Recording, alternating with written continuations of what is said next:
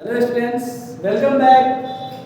आज हम लोग ये जो है रिफ्लेक्शन ऑफ लाइट का पार्ट 2 कवर अप करने वाले हैं, ठीक है ना।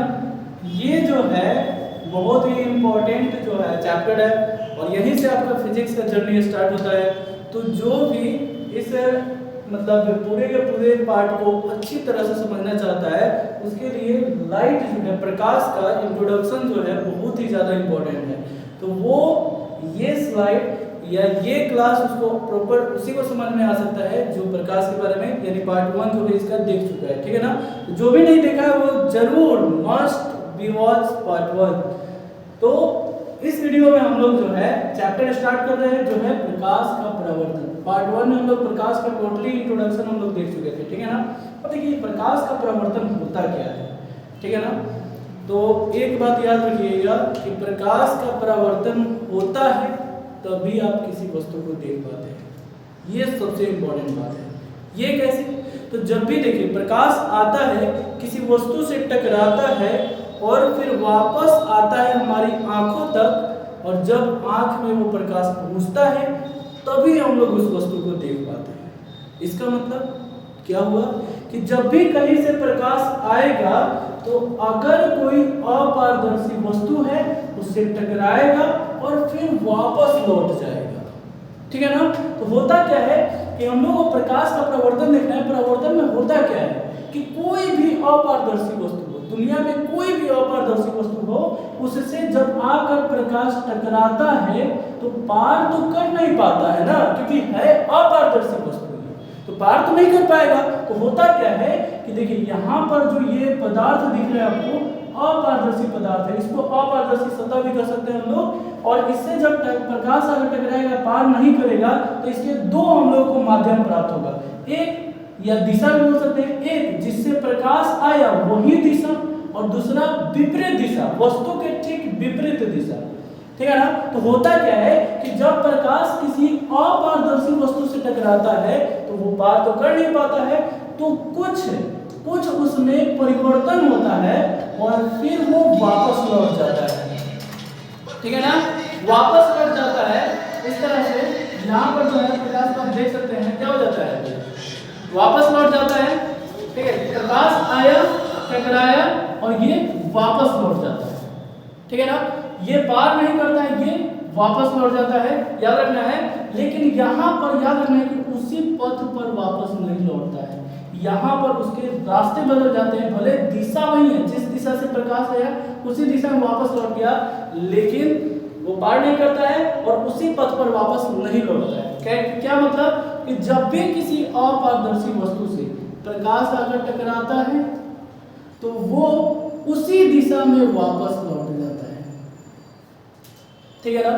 तो प्रकाश के गुण हम लोग पढ़े हैं कि वो जिस पथ, मतलब प्रकाश हमेशा सीधे रास्ते से जाता है, या तो ये मुड़ गया, मतलब ये प्रकाश की एक घटना हो गई, और इसी घटना को प्रकाश का परावर्तन कहा जाता है। यानी प्रकाश का परावर्तन क्या है? तो जब किसी अपारदर्शी सतह पर कोई प्रकाश की किरण आकर टकराती है और उसी माध्यम या उसी सतह, उसी दिशा में वापस लौट जाती है, तो इस घटना को प्रकाश का परावर्तन कहा जाता है। एक बार और रिपीट कर रहे हैं, आप नोट डाउन कर लीजिएगा।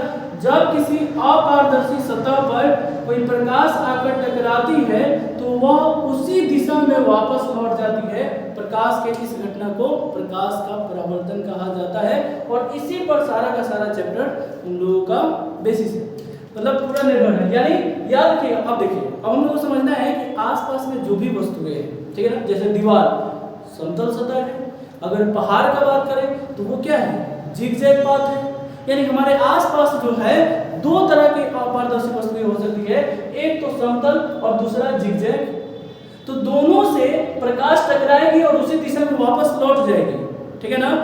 लेकिन देखते हैं हम लोग कि जब किसी समतल सतह से टकराती है ना, तो अगर हम लोग समानांतर किरण पुंज लेते हैं तो परावर्तन के बाद हम लोग को समानांतर किरण पुंज प्राप्त होती है। तो इस प्रकार के परावर्तन को हम लोग नियमित परावर्तन कहते हैं। यानी नियमित परावर्तन क्या है? जब किसी समतल अपारदर्शी वस्तु से प्रकाश आकर टकराती है, यानी समानांतर किरण पुंज आकर टकराती है और वो समानांतर परावर्तित हो जाती है, तो उसे नियमित परावर्तन कहा जाता है। और जब किसी वक्र सतह से प्रकाश आकर टकराती है तो वो अगर समानांतर भी किरण पुंज हम लोग ले रहे हैं तो वो परावर्तन के बाद किसी भी तरह से दिशा जो है, किसी भी तरह से वो मतलब प्रकाश जो है वो चली जाती है। तो ऐसे परावर्तन को हम लोग अनियमित परावर्तन कहते हैं। यानी समतल सतह से नियमित परावर्तन और वक्र सतह से अनियमित परावर्तन होता है। अब बात आता है कि जैसे इसमें 3 प्रकाश लिए, 3 किरण पुंज, तो ये तीनों का तीनों बाहर निकाल दिए। क्या दुनिया का हर एक अपारदर्शी वस्तु जिस पर जितना प्रकाश आता है क्या सारा का सारा वापस लौटा देता है? ऐसा नहीं है, ठीक है ना। यानी जितना प्रकाश आए उतना ही प्रकाश वापस लौटना चाहिए, तब इसका स्टडी हम लोग का बेटर हो सकता है। और ये वही कर सकता है कौन सा? तो सिर्फ और सिर्फ दर्पण। अब दर्पण के बारे में थोड़ा सा हम लोग देखेंगे, ठीक है ना। तो ये बात याद रखिएगा कि हम लोग उसी वस्तु के बारे में बात करेंगे जो 100% अच्छा हो। और वैसे भी याद रखिएगा समाज में 2 ही तरह के व्यक्ति को ज्यादा इंपॉर्टेंस मिलता है, एक वो सबसे बेटर हो और एक जो सबसे लोएस्ट हो, ठीक है ना। मिडिल वाले का कुछ नहीं होता है। उसी तरह से जो एक जिससे प्रकाश 100% परावर्तित हो जाए वो सिर्फ और सिर्फ दर्पण है। इसीलिए प्रकाश के परावर्तन में हम लोग स्टडी करने के लिए दर्पण का ही प्रयोग करते हैं। अब दर्पण क्या है? तो जब किसी हम लोग कांच को लेते हैं और कांच को लेकर किसी एक पार्ट को हम लोग कलर कर देते हैं, किसी एक सतह को कलर कर देते हैं, तब इससे जो है हम लोग को प्राप्त होता है ये अपारदर्शी बन जाता है। और इससे जो है हम लोग क्या बोलते हैं? दर्पण बोलते हैं। यानी कांच की किसी एक सतह को कलर कर देने पर वो प्रकाश का परावर्तन करने लगता है और उसी को क्या कहा जाता है? दर्पण। दर्पण के कई प्रकार होते हैं। उससे पहले हम लोग देखेंगे कि आखिर यहाँ से प्रकाश आया तो ये कैसे चला गया, ये क्या किसी रूल को फॉलो कर रहे हैं या फिर ऐसे ही फंक्शन कैसे भी चला जा रहा है? तो नहीं, रूल को फॉलो करता है और वो कहलाता है प्रकाश के परावर्तन का नियम। मिलते हैं नेक्स्ट स्लाइड में, ठीक है। तो यहाँ पर हम लोग परावर्तन के नियम देखने वाले हैं, लेकिन परावर्तन का नियम देखने से पहले, क्योंकि इसमें कुछ हम लोग इंपॉर्टेंट फैक्ट्स देखने वाले हैं परावर्तन के नियम में, तो कुछ नाम जो है वो आपको पता होना चाहिए। क्या होता है? तो ध्यान से समझिएगा।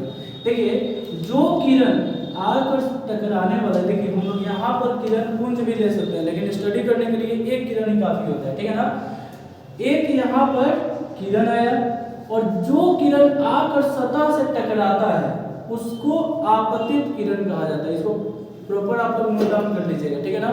जो किरण आकर सतह से टकराया वो है आपतित किरण, और टकराता है जिस बिंदु पर भी आकर टकराया उस बिंदु को हम लोग आपतन बिंदु बोलते हैं। और ये सारे के सारे नाम बहुत बार, हर बार यूज होने वाले हैं, सो दैट आप लोग बहुत प्रॉपर तरीके से ध्यान रखिएगा कि जो किरण आकर टकराया आपतित किरण, जिस बिंदु पर आकर टकराया आपतन बिंदु। और आपतन बिंदु जो होता है, ये जो हम लोग का सतह दिख रहा है, इस सतह के भी 2 भाग होते हैं। एक वो जो पेंट किया हुआ है जिसको पेंटेड सरफेस कलई सतह कहा जाता है, और दूसरा वो जिस पर आकर प्रकाश टकरा रहा है वो परावर्तक सतह कहलाता है, ठीक है ना। तो ये बात याद रखना है, जो किरण आकर टकराया आपतित किरण, जिस बिंदु पर टकराया आपतन बिंदु, और ये जो परावर्तक सतह है उस पर एक लंबवत हम लोग काल्पनिक रेखा खींचते हैं। काल्पनिक रेखा खींचते हैं जिसको अभिलंब कहा जाता है, नॉर्मल, ठीक है ना। अभिलंब कहा जाता है, इसको n से डिनोट किया जाता है, हमेशा याद रखना है। अब देखिए, याद रखिएगा, उसके बाद जो किरण टकराने के बाद परावर्तित होता है उसको परावर्तित किरण कहा जाता है। देखिए, प्रॉपर तरीके से आप लोग डेफिनेशन आसानी से याद कर सकते हैं, इसको लिखने का जरूरत भी नहीं है, सबका डेफिनेशन अच्छा से याद हो सकता है। एक बार और रिपीट करते हैं, जो किरण आकर टकराया आपतित किरण, जिस बिंदु पर आकर टकराया आपतन बिंदु, परावर्तक सतह पर खींचा गया लंब अभिलंब, टकराने के बाद यानी परावर्तन के बाद जो किरण प्राप्त हुआ वो परावर्तित किरण। उसके बाद 2 और नाम याद रखना है, ये जो अभिलंब है बहुत काम का चीज है, लेकिन होता काल्पनिक है, वो दिखता नहीं है और लेकिन होता है अभिलंब होता है, ठीक है ना। तो अभिलंब और आपतित किरण के बीच का जो कोण होता है ना उसको आपतन कोण कहा जाता है, इंसिडेंट एंगल, सो दैट इसको आई से हम लोग डिनोट करते हैं, ठीक है ना। उसी तरह से अभिलंब और परावर्तित किरण के बीच के कोण को परावर्तन कोण कहा जाता है, रिफ्लेक्टेड एंगल, सो दैट इसको आर से डिनोट किया जाता है। ये सारा नाम अगर याद हो जाता है तो परावर्तन का मतलब जो नियम है आप लोग चुटकियों में याद कर सकते हैं, ठीक है ना। तो इसके बाद नेक्स्ट स्लाइड में हम लोग परावर्तन के नियम को ही प्रॉपर तरीके से समझने वाले हैं, ठीक है। तो अब हम लोग समझने वाले हैं परावर्तन के नियम, ठीक है ना। परावर्तन के नियम जो है बहुत ही ज़्यादा इम्पोर्टेंट है आपके एग्जाम के लिए, ठीक है ना। तो याद रखना है कि परावर्तन के नियम को जो है अच्छे तरह से समझने के लिए कुछ इंपॉर्टेंट अभी जस्ट पॉइंट आपको हम बताए हुए थे। ये जो किरण आता है उसको आपतित किरण, ये अभिलंब, ये परावर्तित किरण, आपतन बिंदु और ये परावर्तन बिंदु है। आपतन कोण, परावर्तन कोण है, ठीक है ना। तो इसको याद रखना है कि साथ साथ यहाँ पर देखिए ध्यान से जो नियम है ये होता क्या है कि जब किरण आता है यहाँ पर आया तो आकर किसी न किसी सतह से टकरा रहा है, वो ये वाला सतह है, ये एक तल है हम लोग का, सतह है। मान लेते हैं हम लोग दर्पण को ऐसे लेते हैं, प्रकाश ऐसे आकर टकरा रहा है तो ये क्या है, सतह है हम लोग का, सतह। तो ये एक तल है, इसी पर आकर टकरा रहा है और यहीं से हम लोग अभिलंब खींच रहे हैं और यहीं से उत्पन्न हो रहा है क्या, परावर्तित किरण। ये क्या है हम लोग का, परावर्तित किरण है, आपतित किरण है और ये अभिलंब है। तो तीनों का तीनों अगर देखें, तीनों का आधार जो है वो क्या है, ये एक तल है। तो यही कहा जाता है पहला नियम कि आपतित किरण, परावर्तित किरण तथा आपतन बिंदु पर खींचा गया अभिलंब तीनों एक ही तल में होते हैं। यही नियम है पहला, यानी आपतित किरण, परावर्तित किरण तथा आपतन बिंदु पर खींचा गया अभिलंब तीनों एक ही तल में होते हैं। यही पहला नियम है, ठीक है ना। सेकेंड लॉ बहुत इंपॉर्टेंट और इसके दो नियम होते हैं, दोनों नियम याद रखना। ऑब्जेक्टिव में ये भी पूछ सकते हैं आपके, परावर्तन, प्रकाश के परावर्तन के कितने नियम होते हैं, तो दो। अपवर्तन के भी दो नियम होते हैं और आप लिखने कीजिएगा चैप्टर, आप अच्छे तरीके से स्टडी कर ले, चैप्टर समझ में आ जाता है। यानी समझ लीजिए कि फर्स्ट चैप्टर का रिवाइज है चैप्टर 2, ठीक है ना। दूसरा नियम है कि ऐसा नहीं कि ये प्रकाश आया और किसी भी तरह से यहाँ पर चला जाएगा, ऐसा कुछ नहीं है। अभी आपको बताया है कि यहाँ पर जब प्रकाश आता है, ठीक है ना, प्रकाश आया तो यहाँ पर कुछ ना कुछ कोण बनता है। मान लेते हैं 30 डिग्री का कोण बना, किसके साथ, अभिलंब के साथ। इंपॉर्टेंट बात है, याद रखिएगा, अभिलंब के साथ ही कोण का बात हम लोग करते हैं। और फिर ये प्रकाश गया तो भी कुछ कोण बना और वो किसके साथ, अभिलंब के साथ। तो ये दोनों कोण हमेशा बराबर होता है, हमेशा बराबर होता है, ठीक है ना। यानी आपतन कोण और परावर्तन कोण हमेशा बराबर होता है। और इसी से आपसे कुछ ऑब्जेक्टिव भी पूछ लेगा इस तरह से, जैसे आपको इस तरह से ऑब्जेक्टिव पूछ सकता है। मान लीजिए ये अभिलंब है, बोलेगा ये जो है डायग्राम के साथ ही आपको पूछ लेगा, ठीक है ना। ये आपतित किरण है, परावर्तित किरण है, मान लेते हैं ये 30 डिग्री के एंगल बना रहा है, ठीक है ना। तो पूछेगा एंगल R = व्हाट, परावर्तन कोण क्या है। तो देखिए अगर कोई अच्छा से प्रॉपर तरीके से समझा हुआ नहीं रहेगा तो जानता है वो ध्यान नहीं देगा और सीधा लिख देगा एंगल R = 30 डिग्री, जो कि गलत हो जाएगा। कैसे गलत हो जाएगा, क्योंकि अभी हम लोग बात किए हैं कि आपतन कोण परावर्तन कोण के बराबर होता है और आपतन कोण क्या होता है, अभिलंब और आपतित किरण के बीच का कोण, और अभिलंब और परावर्तित किरण के बीच के कोण को परावर्तन कोण कहा जाता है। तो ये 30 डिग्री है तो अभिलंब 90 डिग्री का कोण बनाता है, ये हम लोग जानते हैं। तो अगर ये 30 डिग्री है तो दोनों का योग, यहाँ से दोनों का योग 90 होना चाहिए, यानी ये हो जाएगा 60 और ये 60 है तो ये भी 60 होगा, यानी परावर्तन कोण का मान कितना हो जाएगा, R = हो जाएगा 60 डिग्री। ये बात याद रखना है। तो इस तरह से ऑब्जेक्टिव भी पूछ सकता है, ठीक है ना। तो हम लोग मिलते हैं फिर नेक्स्ट स्लाइड, ठीक है।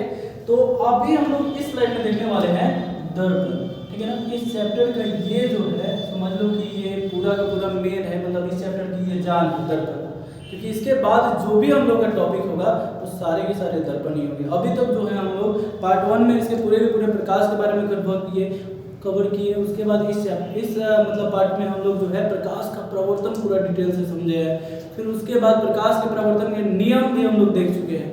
अब हम लोग को मेन पढ़ना है दर्पण और इसी पर अप्लाई करना है पूरे के पूरे प्रकाश के प्रवर्तन को, ठीक है ना। तो दर्पण होता क्या है, तो जब हम लोग किसी भी प्रकार के कांच को एक तरफ से सतह से हम लोग क्या करते हैं, पेंट कर देते हैं, कलई कर देते हैं, पेंट को कलई कहा जाता है। तो वो सतह कलई सतह कहा जाता है और दूसरा सतह जो है वो प्रकाश के परावर्तन करने के लिए तैयार हो जाता है, ठीक है ना, है ना। पहले कांच रहता है तो प्रकाश को आर पार करता है, यानी पारदर्शी पदार्थ होता है। जैसे ही पेंट कर देते हैं वो प्रकाश को पार नहीं कर पाता है, यानी वो दर्पण कहा जाता है। यानी दर्पण क्या है, तो दर्पण वह पदार्थ है जो पूर्ण रूप से प्रकाश की किरण को परावर्तित कर देता है। सबसे बेस्ट इसका डेफिनेशन हो गया। यानी दर्पण क्या है, वह पदार्थ है जो पूर्ण रूप से 100% प्रकाश को क्या करता है, परावर्तित कर देता है। लेकिन एक बात याद रखिएगा, 100% नहीं करता है, 99 बोल सकते हैं, 100 नहीं। क्यों? क्योंकि कोई भी चीज जब 100% प्रकाश को पार कर देता है, मतलब अपने पास कुछ भी प्रकाश नहीं रखेगा तो वो दिखेगा भी नहीं। तो दर्पण दिखता है, दैट मीन्स वो प्रकाश जो है 100% परावर्तित तो नहीं करता है, बट 99% ठीक है, 99% भी अच्छा है। अब दूसरे पदार्थ को हम लोग ले लें तो वो तो बहुत ही कम, जैसे दीवार वगैरह जो है वो पूर्ण रूप से प्रकाश के परावर्तन को नहीं कर पाता है। अब दर्पण का बात करें तो हम लोग जो ये कांच लिए हैं ये कई तरह के ले सकते हैं। वैसे भी देखिएगा तो आसपास में जो है कांच दो प्रकार का हम लोग को प्राप्त हो सकता है। एक तो समतल कांच हो सकता है, दूसरा गोलीय कांच हो सकता है। और करना क्या है हम लोग को दर्पण बनाने के लिए, एक साइड में क्या करना है, बस पेंट कर देना है। तो दर्पण जो है दो तरह के कांच से बनाए जाते हैं। एक वो जो समतल कांच है, और समतल कांच के साइड में अगर हम लोग क्या कर देते हैं, पेंट कर देते हैं, तो उससे जो दर्पण हम लोग को बनता है वो बनता है समतल दर्पण। यानी समतल दर्पण क्या है, तो वैसा दर्पण जिसका परावर्तक सतह, ये क्या है, परावर्तक सतह, यानी वैसा दर्पण जिसका परावर्तक सतह समतल हो उसे समतल दर्पण कहा जाता है। ये भी इसका डेफिनेशन हो गया। वैसा दर्पण जिसका परावर्तक सतह समतल हो, समतल दर्पण कहा जाता है। कुछ अलग से रटने की जरूरत है ही नहीं, बस इमेज देखो, समझो, डेफिनेशन देखो, ठीक है ना। उसके बाद बात करते हैं गोलीय दर्पण। अगर कांच गोलीय है और उसको अगर हम लोग ये गोलाकार कांच ले लेते हैं और उसको हम लोग कलर करते हैं, तो कलर आप कहीं से भी कर सकते हैं, जैसे आप बाहर से भी कलर कर सकते हैं या अंदर से भी कलर कर सकते हैं ऐसे। बट ऑब्वियसली अगर स्फेरिकल कांच है तो बिना उसको काटे तो कलर कर नहीं सकते। मान लेते हैं इसको काट लिए, यहाँ से काट लिए, लेकिन एक बात याद रखिएगा, ये जो होना चाहिए कांच वो खोखला होना चाहिए, ठीक है ना, खोखला कांच होना चाहिए। खोखला कांच को यहाँ से काट लीजिए और यहाँ से काट लीजिए, तो देखिए दो तरह का हम लोग का सतह, एक ये वाला सतह प्राप्त होगा जो मान लेते हैं यहाँ पर ऐसे प्राप्त हो गया, यहाँ पे ले लेते हैं, ठीक है ना, यहाँ पे प्राप्त हो गया। तो इसको आप देखिएगा, इसका परावर्तक सतह जो है वो समतल नहीं है, ये क्या है, वक्र है। और इसका भी अगर आप लोग यहाँ पर देख लेते हैं तो इसका भी अगर परावर्तक सतह आप लोग देखिएगा, इस वाले पार्ट को हम यहाँ पर लेकर आ गए, तो इसका भी परावर्तक सतह समतल नहीं है, वक्र है। तो जब किसी दर्पण का परावर्तक सतह वक्र हो तो उसे गोलीय दर्पण कहा जाता है। अब वक्र दो प्रकार से हो सकता है, एक जिसमें परावर्तक सतह धंसा हुआ, देखिए धंसा हुआ है, धंसा हुआ, और एक जो परावर्तक सतह उभरा हुआ, जो बाहर की तरफ निकला हुआ है, देख सकते हैं आप लोग साफ साफ बाहर की तरफ निकला हुआ है। तो अगर परावर्तक सतह धंसा हुआ है तो उसको कहा जाता है अवतल। और इंग्लिश याद करना तो आसान होता है, कॉनकेव, केव मतलब गुफा, और गुफा अंदर की तरफ होता है, उसी से आप याद कर सकते हैं कॉनकेव, अवतल, अवतल दैट मींस अंदर की तरफ। अब बोलिएगा कि इंग्लिश वाला तो आप बता दिए, हिंदी वाला क्या, तो इंग्लिश वाला में इसमें ट्रिक और हिंदी वाला में इसमें ट्रिक देख लो, उतल, इसी से शब्द बन जाएगा उठल, एक भोजपुरी में शब्द है उठल, देखो इसका प्रवर्तक सतह कैसा है, उठा हुआ है, उभरा हुआ है, ठीक है ना, इसको लिखना नहीं है, ठीक है, ध्यान रखना, ठीक है ना। तो इसका प्रवर्तक सतह जो है कैसा है, उठा हुआ है, उभरा हुआ है, तो इसको उत्तल दर्पण कहा जाएगा। यही डेफिनेशन है इसका। अवतल दर्पण क्या है, वैसा गोलीय दर्पण, वैसा गोलीय दर्पण जिसका परावर्तक सतह धंसा हुआ हो, वैसा गोलीय दर्पण जिसका परावर्तक सतह धंसा हुआ हो अवतल दर्पण कहलाता है। और वैसा गोलीय दर्पण जिसका परावर्तक सतह उभरा हुआ हो वो उत्तल दर्पण कहलाता है। तो इस प्रकार से हम लोग दर्पण का जो है इंट्रोडक्शन पूर्ण रूप से हम लोग कंप्लीट कर दिए हैं। अब देखेंगे कि किसी दर्पण पर प्रकाश की किरण को लाते हैं तो वो जाता कहाँ से है। अगर ये पता लग जाए, इसलिए हम लोग एक नया टॉपिक स्टार्ट करेंगे, प्रतिबिंब, जो 100% आप लोग को समझ में आएगा, ठीक है ना। मिलते हैं।